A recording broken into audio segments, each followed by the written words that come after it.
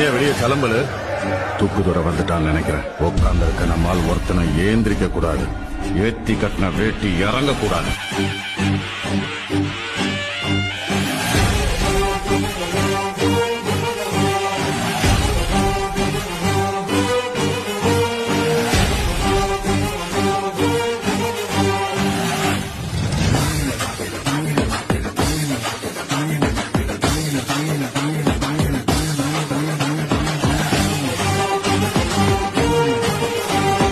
எதிர்க்கட்சி தலைவர்களுக்கும் என்னுடைய வணக்கத்தை தெரிவித்துக் கொள்கின்றேன்.